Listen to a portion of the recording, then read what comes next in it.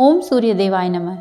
कल के अध्याय में आपने सुना था रथ सप्तमी के व्रत का विधान और उद्यापन विधि, साथ ही राजा शनातिक द्वारा की हुई सूर्यदेव की प्रशंसा। आज सुनी उससे आगे। राजा का यह वचन सुनकर सुमंतु मुनि कहने लगे कि हे राजन, जिस प्रकार ऋषियों को ब्रह्मा जी ने सूर्य नारायण की आराधना के विधान का उपदेश दिया है, वह हम आपको सुनाना चाहते हैं। एक समय सब ऋषियों ने ब्रह्मा जी से प्रार्थना की कि महाराज, सब प्रकार से चित्तवृत्ति निरोध रूप योग अपने कैवल्य पद देने वाला कहा, परंतु वह अनेक जन्मों में सिद्ध होता है। इंद्रियों को आकर्षण करने वाले विषय दुर्जय है। मन किसी प्रकार से स्थिर ही नहीं होता। राग द्वेष आदि दोष छूटते नहीं और पुरुष सदा अल्पायु होते हैं। उसमें कलयुग के मनुष्य तो अति अल्पायु होंगे, इसीलिए योग सिद्धि का प्राप्त होना अति कठिन है। आप ऐसा कोई उपाय बताइए जिससे कि बिना परिश्रम के संसार से मुक्ति हो सके। मुनियों की यह प्रार्थना सुनकर ब्रह्मा जी कहने लगे कि हे मुनीश्वरों, ऐसा उपाय तो एक सूर्य नारायण की आराधना है। यज्ञ पूजन नमस्कार जप ब्राह्मण भोज आदि से उनकी उपासना करो और वह मन बुद्धि कर्म दृष्टि आदि सर्वव्यापी सर्वकर्ता अव्यक्त अचिंत्य और मोक्ष के देने वाले हैं।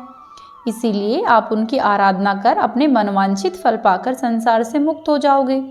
ब्रह्मा जी से यह सुनकर सब मुनि सूर्य नारायण की उपासना में तत्पर हो गए।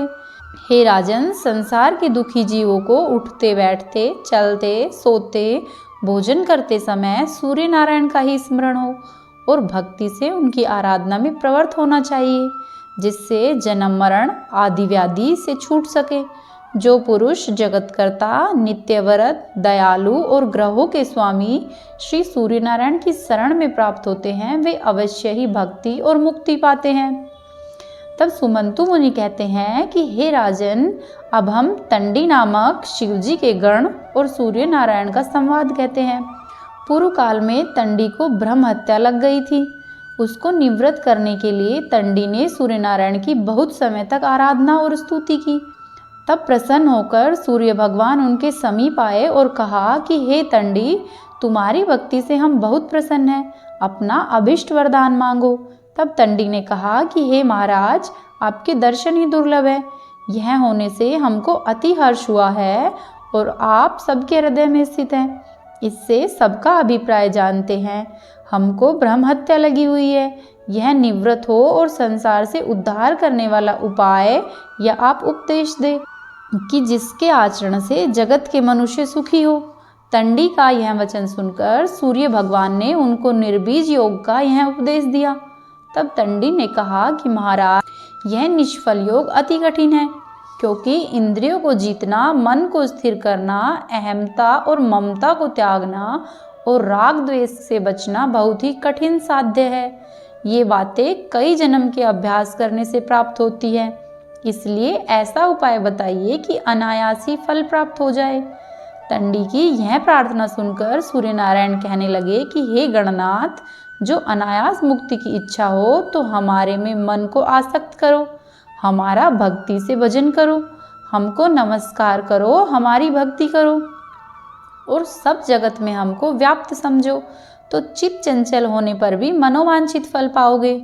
स्वर्ण चांदी तांबा पाषाण या फिर लकड़ी आदि से हमारी प्रतिमा बनवाकर अथवा चित्र ही लिखवाकर अनेक प्रकार के उपचारों से उसकी भक्ति करके पूजा करो और चलते फिरते भोजन करते आगे पीछे ऊपर नीचे उसी का ध्यान करो और सुंदर तीर्थों के जल से स्नान कराकर गंध पुष्प वस्त्र आभूषण और अनेक प्रकार के नैवेद्य और जो जो पदार्थ तुमको प्रिय हो उन सबको अर्पित करो और जो भी गान करने की इच्छा हो तो हमारी मूर्ति के आगे हमारे गुणगान गाओ। कथा सुनने की इच्छा हो तो हमारी कथा सुनो। इस प्रकार हमारे में मन को अर्पण करने से राग द्वेष आदि नष्ट हुए बिना परम पद को प्राप्त होगे। सब कर्म हमारे अर्पण करो। यह संक्षेप से हमने क्रियायोग तुम कहा है। इसके आचरण से सब दोष लाज से छूटकर मुक्ति के भागी होंगे। सूर्य नारायण का यह वचन सुनकर तंडी ने कहा कि महाराज, यह अमृत रूप क्रियायोग आप विस्तार से कथन करें, क्योंकि आपके बिना हमको और कौन पुरुष हित उपदेश करेगा और अति पवित्र यह परम रहस्य हम कहाँ से पाएंगे? यह सुनकर सूर्य भगवान ने कहा कि तुम चिंता मत करो, यह संपूर्ण क्रियायोग विस्तार से ब्रह्मा जी तुमको उपदेश देंगे और हमारे प्रसाद से तुम ग्रहण करो। इतना कहकर त्रिलोकपति श्री सूर्य नारायण अंतर्ध्यान हो गए और तंडी भी ब्रह्मा जी के स्थान को चले गए। तब सुमंतु मुनि कहते हैं कि हे राजा सनातिक, तंडी ब्रह्मलोक में जाकर ब्रह्मा जी को प्रणाम करके कहने लगे कि महाराज, हमको सूर्य नारायण ने भेजा है, आप कृपया करके क्रियायोग का हमको उपदेश दें, जिसको करके हम शीघ्र ही सूर्य भगवान को प्रसन्न कर सके। तंडी की यह प्रार्थना सुनकर ब्रह्मा जी बोले कि हे पुत्र, ब्रह्महत्या तो सूर्य नारायण का दर्शन करते ही नष्ट हो गई थी। अब यदि सूर्य नारायण की आराधना करने की तुम्हारी इच्छा है तो प्रथम दीक्षा ग्रहण करो, क्योंकि दीक्षा बिना उपासना नहीं होती है। अनेक जन्म के पुण्य से सूर्य में भक्ति हो। जो मनुष्य सूर्य नारायण से द्वेष रखे और ब्राह्मण तथा वेदों की निंदा करे, उनको अवश्य ही वर्ण संकर जानो। माया के प्रभाव से पाखंड में नीच पुरुषों की प्रवृत्ति होती है। जब थोड़ा सा पाप शेष रहे तब दीक्षा ग्रहण की इच्छा होती है। इस संसार सागर में डूबते हुए मनुष्य का हाथ पकड़कर उद्धार करने वाले एक सूर्य नारायण। इसीलिए हे तंडिन, तुम दीक्षा ग्रहण करके सूर्य भगवान की उपासना करो, जिससे वह शीघ्र ही तुम पर अनुग्रह करे। यह सुनकर तंडी ने पूछा कि महाराज, मनुष्य कैसे दीक्षा ग्रहण के अधिकारी होते हैं और दीक्षा ग्रहण के बाद क्या करना चाहिए, यह आप अनुग्रह करके वर्णन करें। तब ब्रह्मा जी कहने लगे कि हे तंडी, मन, वचन, कर्म से हिंसा न करे, सूर्य भगवान में भक्ति रखे, दीक्षा युक्त ब्राह्मणों को नित्य नमस्कार करे, किसी से द्रोह न करे, सब देवता और सब लोगों को सूर्य रूप समझे।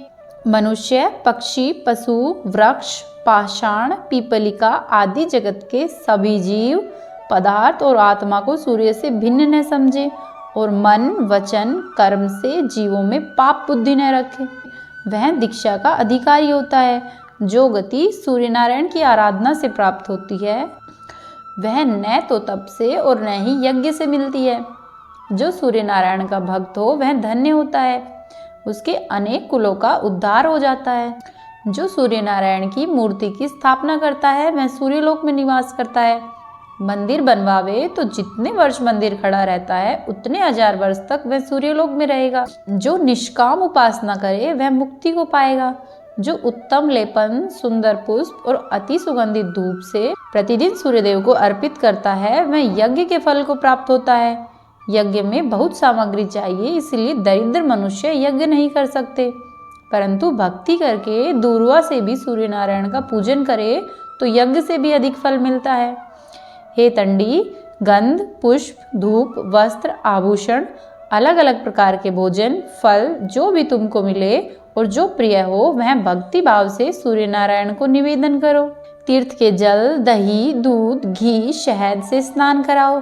गीत, वाद्य, नृत्य, स्तुति, ब्राह्मण भोजन, हवन आदि से भगवान को प्रसन्न करो, परंतु सब काम भक्ति से करो। हमने सूर्य नारायण की आराधना करके सृष्टि रची है। विष्णु उनके अनुग्रह से जगत का पालन करते हैं और रुद्र उनकी इच्छा से संहार करते हैं। उनके तेज से ही राशि, नक्षत्र और ग्रह प्रकाशित है। तुम भी पूजन, व्रत, उपवास आदि से सूर्य नारायण की आराधना करो, जिससे दुख दूर होते हैं। बोलो सूर्य भगवान की जय।